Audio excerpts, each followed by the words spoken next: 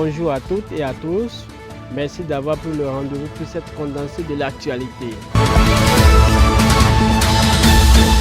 Franck Sergio Kodjo, ancien président du conseil d'administration de la radio Horaire de Thiety, s'est éteint au centre hospitalier départemental du Jour suite à une courte maladie ce mercredi 26 mars 2025.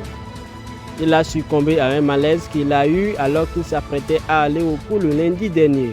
Enseignant de physique, chimie et technologie, PCT, il a servi dans plusieurs établissements scolaires, dont le CG de Thiety, où il a occupé le poste du censeur adjoint avant de poursuivre sa carrière au CG de Boycon. Toutes nos condoléances à sa famille et à la population de Saint-Valo.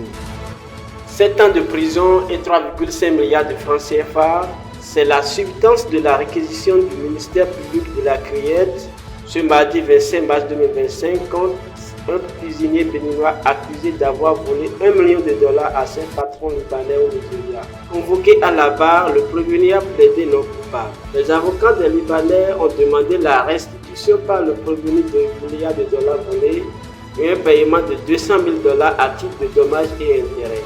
L'avocat de la défense, quant à lui, a demandé au principal la relaxe pure et simple du prévenu à défaut, la relaxe au bénéfice du doute pour son client. Le délibéré du dossier est attendu le 6 mai 2025.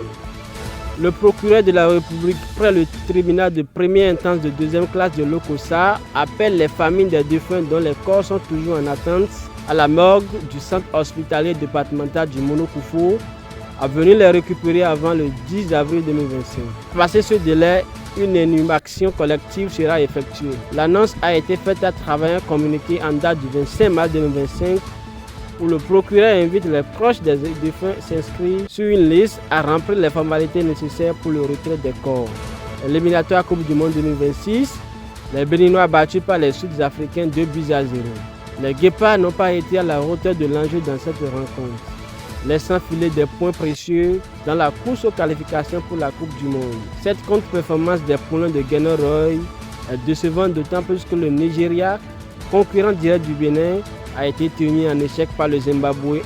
Cette situation permet à l'Afrique du Sud de maintenir sa position de leader dans le groupe C avec 13 points.